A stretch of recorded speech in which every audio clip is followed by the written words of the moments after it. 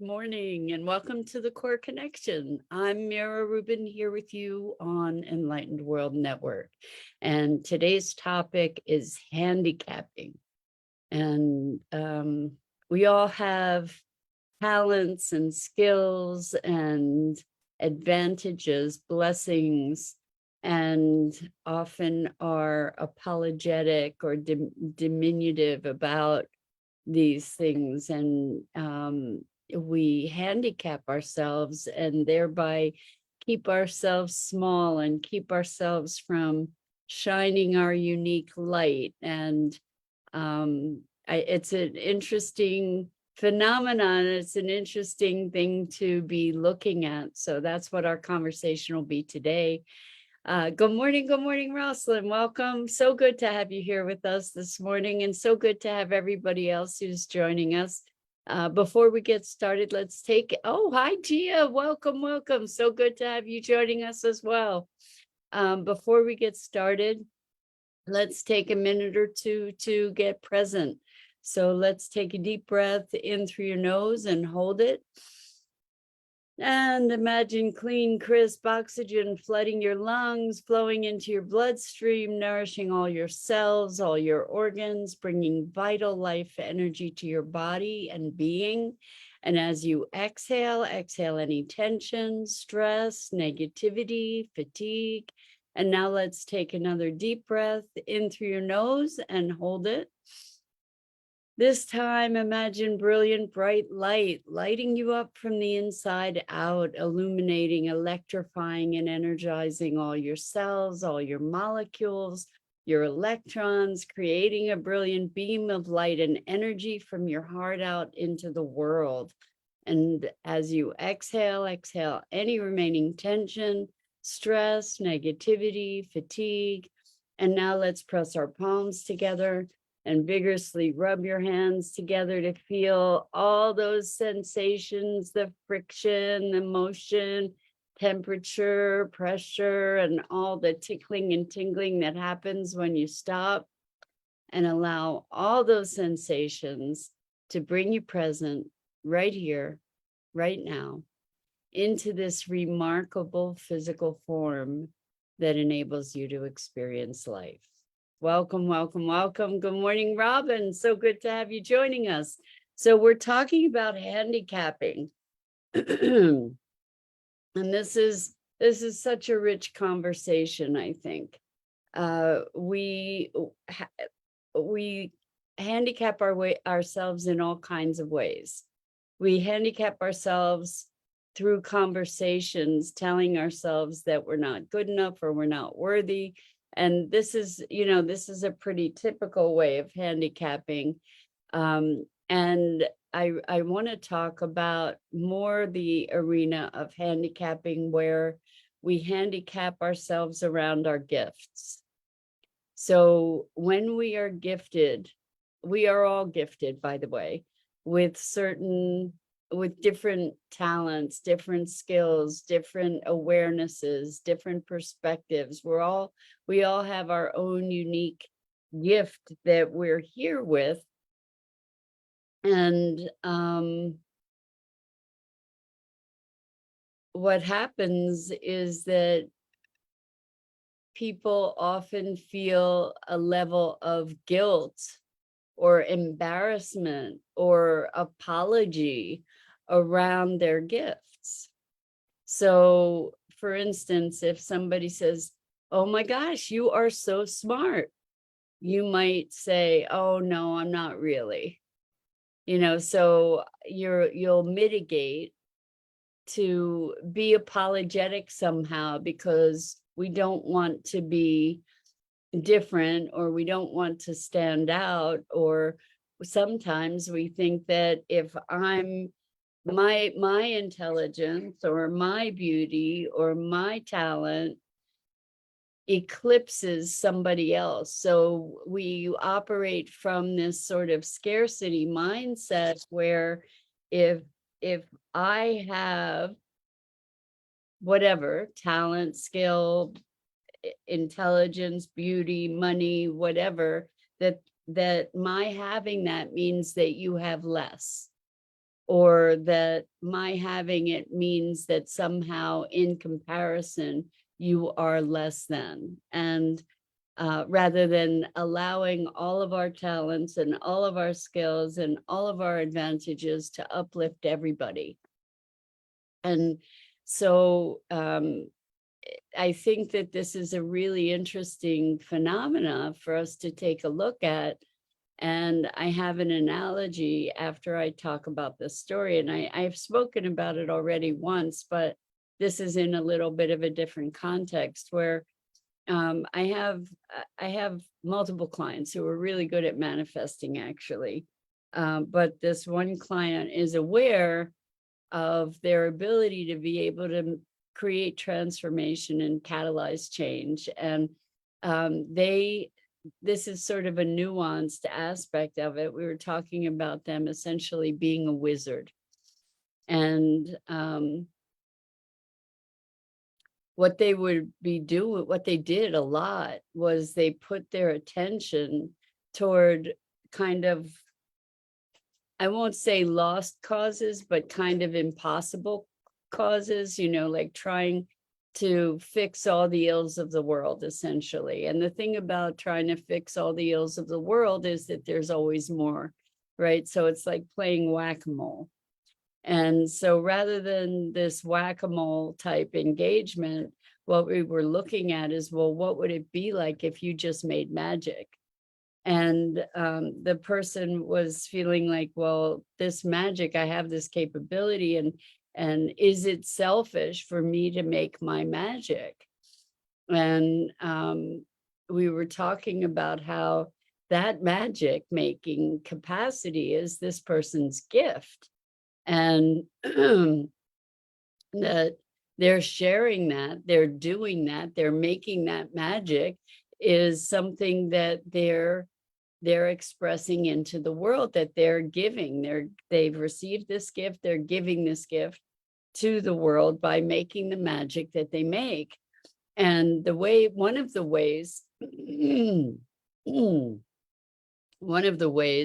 that this person handicapped themselves was by focusing on all these things, that the whack-a-mole kind of things that would never get truly resolved. When we're busy fixing problems, we're not able to be focusing on creating something better.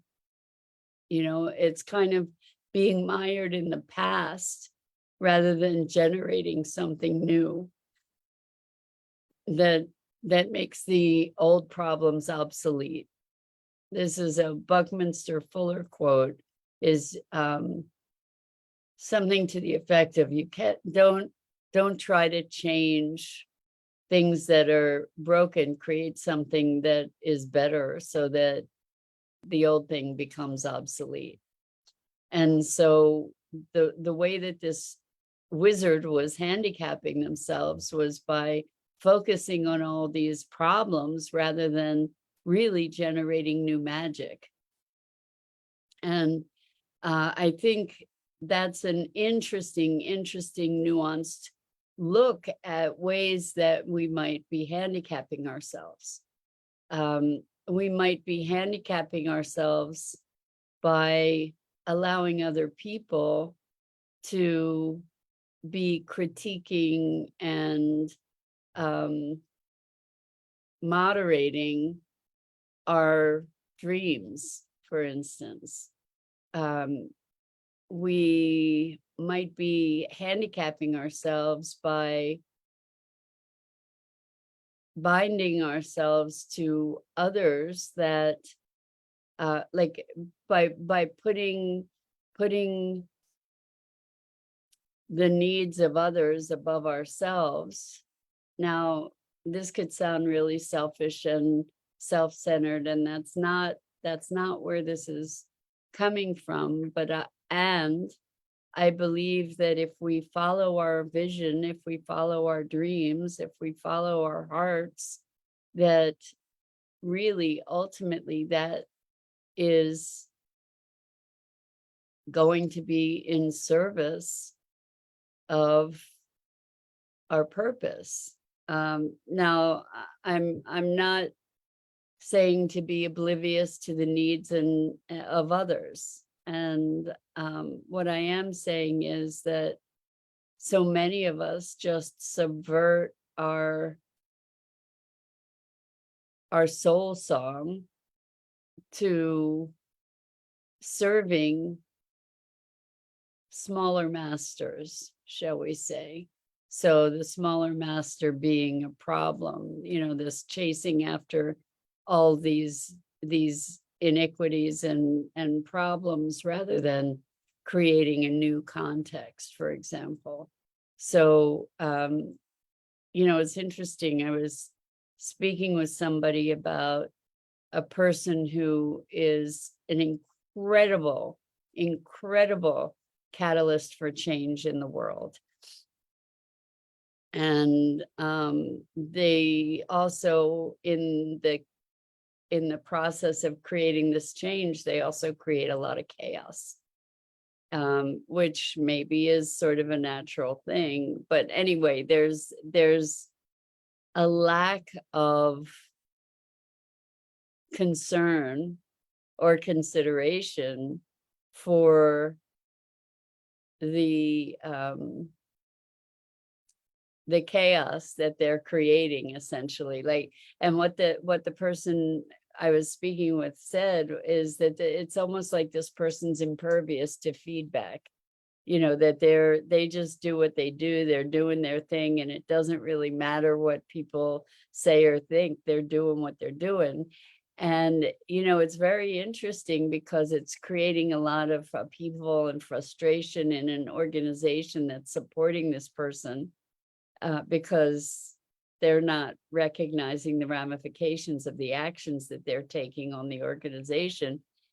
However, it may be that it's that very thing that makes this person so maddening that is the source of that person's success. Now, this is an extreme where there seems to be very, very little room for any of that other outside feedback, whether it's about relationships or business or anything. But it's maybe that the source of that person's capacity to make an impact too is because they are single-minded in what they're doing, and they're willing to just let the world around them fall apart as they create this new world. And it's kind of a fascinating thing to consider, that maybe this thing that is a social failing, in air quotes, I guess, where there's a lack of social consideration and a lack of self-bridling or bridling at the advice of others. There's this unbridled expression and motion that is unimpeded by input. And it's kind of a fascinating thing. It's maybe some kind of pathology in its way, and yet there's this incredible magic that is being made at the same time. So it's an interesting thing to be looking at. I'm looking at it here without a determination, without without a verdict, is what I mean by determination. But it's a really interesting thing to look at how we handicap ourselves based on what other people are going to think, or what other people say, what other people's opinions might be. So Rubin says, I've allowed humans to influence my gifts when they first come to me. I denounce them, thinking that I wasn't of God as I was told, even though I gave credit to being a blessing. Let's see. I have allowed humans to influence my gifts when they first came to me. I denounced them, thinking that I wasn't of God as I was told, even though I gave credit to being a blessing. So Rubin, I'm guessing that you have certain gifts of seeing or presencing or of healing, when you first received them, you allowed other people to influence your thinking about those gifts. And it sounds like perhaps you've transited through that to take ownership and step into those gifts. That takes tremendous courage, and being able to sort out and sift out the noise, to relieve yourself from the noise of everybody else's opinion and judgment and the social assessment, because our social norms are exactly that. They're norms. They're things that or practices or processes or beliefs that are often the things that are keeping us stuck. And so to be impervious to that in its way is maybe being some sort of sociopath on some level, but that maybe that can be for good as well, in that it's like, no, I'm clear about this vision, and whatever those opposing forces are, I'm not going to allow them to impede the expression of this full vision. I don't know. It's something that we get to be in inquiry around. It's so interesting. So Rosalind says, are handicaps intentional or subconscious? I think that they're typically not conscious, because I don't know too many people who would necessarily deliberately handicap themselves, recognizing that they were handicapping themselves. They may think that they're being considerate, or they're being respectful, or they're being generous, or whatever. But I don't think that if they recognize these behaviors as handicapping, that they would necessarily do that consciously. And then Rosalind says, like, the flow out of a house is restricted if a kink out of a hose is restricted. If a kink or bend reduces the flow, the person using the hose doesn't look for the restriction. So exactly, we don't even know that we're restricting ourselves. We don't even know, like, we have these social norms, we have these social expectations. And when those social expectations are defied, there are consequences, right? And so there can be consequences of being othered, right? Of being expelled from a group, for instance. There are social consequences when we ignore these constraints. And this, for people who are visionaries that are actively engaged in creating these visions, the people that are really catalyzing change, maybe they are just like oblivious to the constraints of the existing system. Maybe by being oblivious to those constraints, they're able to create miracles. So doesn't mean they're an easy person to be around, but maybe that's not their function.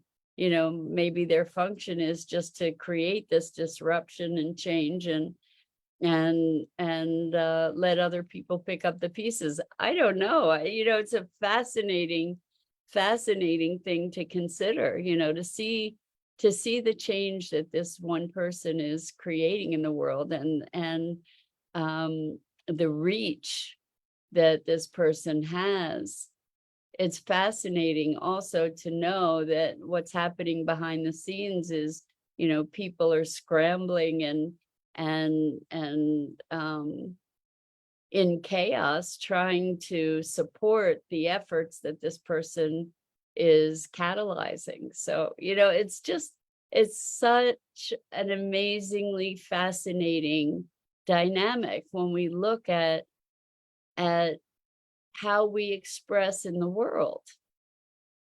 I remember when I first made the commitment for myself around the eco park, I told somebody about it, and that person said, it's never going to happen. And, oh, you're never going to do that. You're never going to make that happen. And I said, watch me. So it was very interesting. Very interesting. I could have just right then and there shut myself down. I could have right then and there shut down my dream. And instead, that catalyzed me. But I could have used that as an excuse to handicap myself. Or people telling you when in the face of your dreams, oh, that's crazy, that's ridiculous, or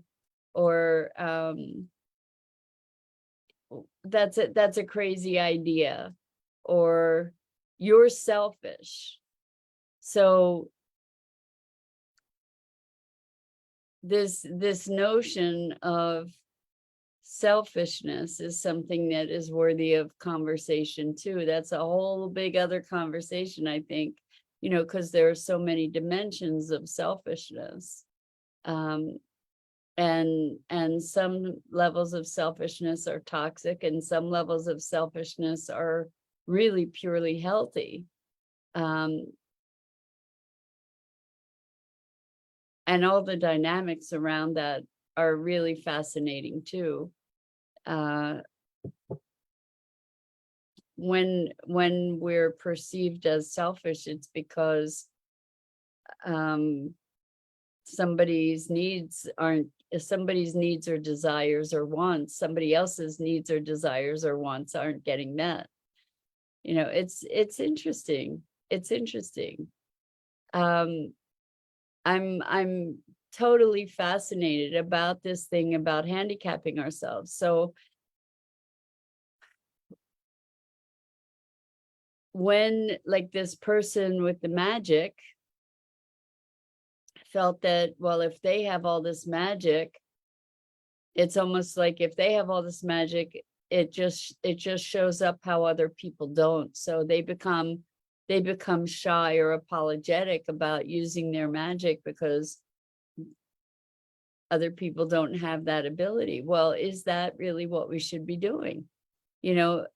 The analogy, and I know I've spoken this with you before, but I think it's worth really sort of hammering home. If someone has a beautiful voice, is their singing taking away from me because I don't sing so well, or is it a gift to me to be able to hear the glory and the gorgeousness of that voice? Right? So Rosalind says, meditation helps you remember what you are, who you are, and what you came here to be. Yesterday's topic, what is clarity? Tapping into intuition and signals. Yes. Meditation, I think, also signals from a feeling or instinct, is to complete what Rosalind was saying.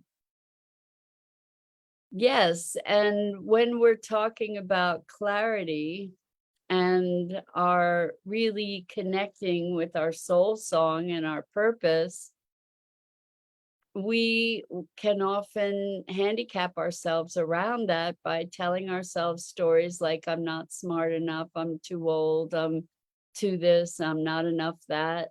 We tell ourselves all kinds of, I don't have the skills, I don't have the talent, I don't know how, I'm whatever, all these stories, ways that we handicap ourselves and stop ourselves from our fullest expression and from really shining. And it goes back to that quote that's credited to Marianne Williamson, who am I to, I can't, I'm not going to quote it properly, but essentially, who am I to shine?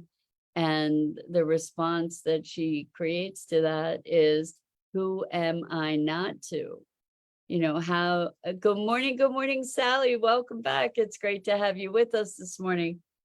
We're talking about handicapping, and I invite you seriously to look at ways in which you handicap yourself through limiting beliefs, through your deference to others. I can't take care of the things that I want to take care of and need to take care of for me in my life because of everybody else.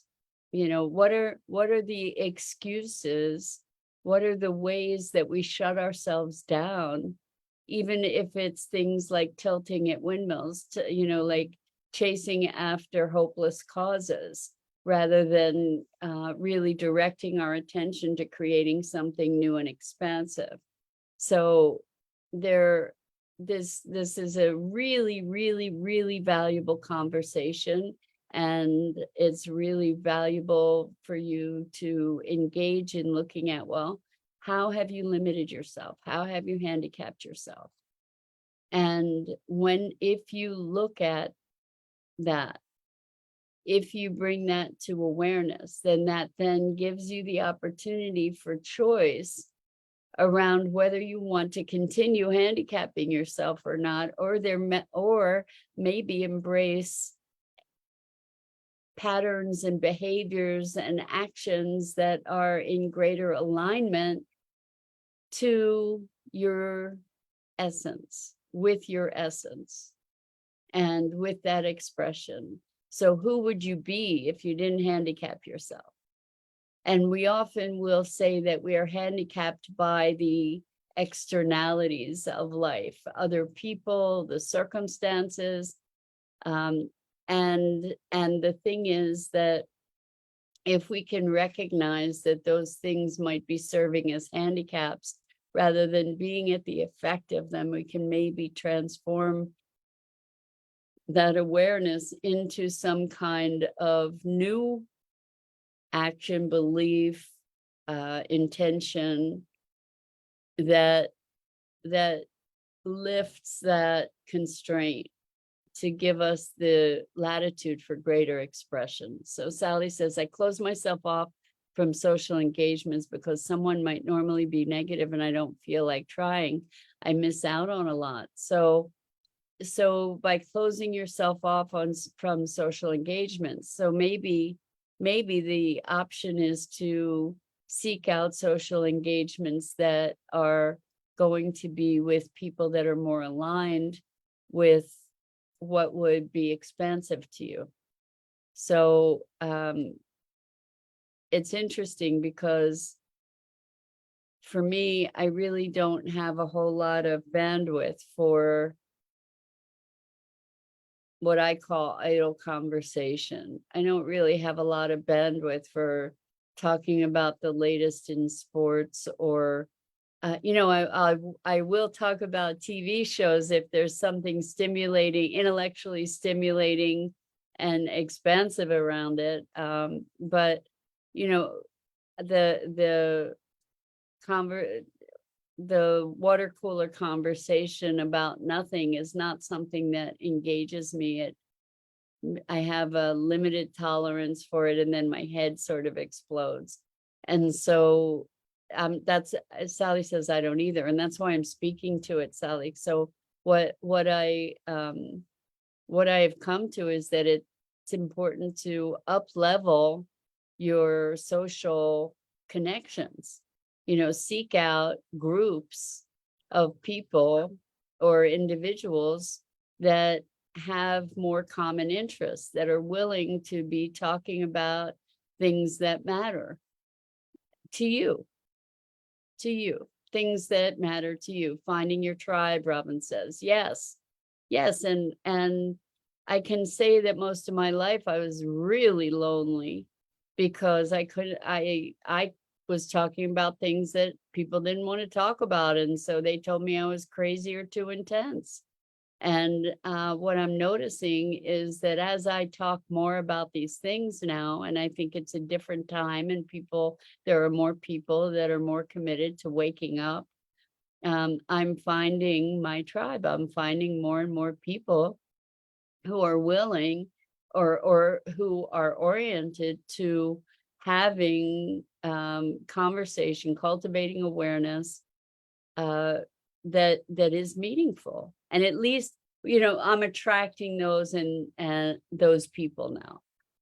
And so rather than making myself wrong and bad for having these these deeper thoughts, and these countercultural kinds of awarenesses, rather than making myself wrong, I have owned those things, and am attracting people that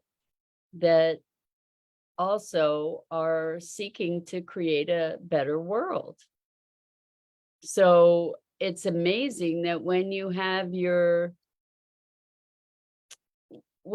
that level of self-acceptance to say, you know what, these things are things that matter. They matter to me, they matter to the world. When you have ownership of that, then it's easier somehow to be finding like-minded people. And there are so many people in the world right now that are really working to create a better world. And I'm assuming, I'm making a deep assumption that that's a common value for you, but I feel kind of confident in making that assumption that the folks that are drawn to this work and these conversations are people that are very much about awakening and creating a better world. Correcting or shifting, redirecting our consciousness in such a way that the outgrowth of that is a world that is harmonious and respectful and connected and in service to life. So anyway, that's it for today. Tonight on movie night, I invite you to come and join us. We're celebrating 3 years of movie night from Sustainability Now. If you go to sustainabilitynow.global instead of .com and sign up for our email list, you will get an email tonight at 6:30 p.m. Eastern time that gives you a link to register for movie night, which is free. And tonight we're showing the very first movie that we showed when we started movie night 3 years ago. So we're celebrating 3 years, which is just amazing. I don't know where the time's gone. Thank you so much. Rosalind says, congratulations on 3 years. It's remarkable. We've made over 140 some movie nights. We took a little bit of time off here, so it's 140 some. And we're showing the movie Fantastic Fungi, which is a phenomenal film about the miracles of mushrooms. And it would be a wonderful movie night if that's all that was happening, but we're also going to be celebrating and having people reminisce about their favorite movie nights and the networking that's occurred and their takeaways, and it should be a lovely evening. Thank you so much, Robin. Robin says congratulations. So I invite you all to join us, and I think that's it for today. So I'm Mira Rubin. This is the Core Connection, and I go live here each weekday morning at 9 a.m. Eastern on the Enlightened World Network Facebook page and YouTube channel. And I encourage you to check out the other awesome programming. Thank you, Sally, and Dido, welcome. So good to have you here with us. And Dido posted a link to be able to sign up for our email list for movie night. Anyway, so much love and appreciation to all of you for your courage, your curiosity, your love, and your commitment to awakening and to a better world. And with that, until next time, so much love.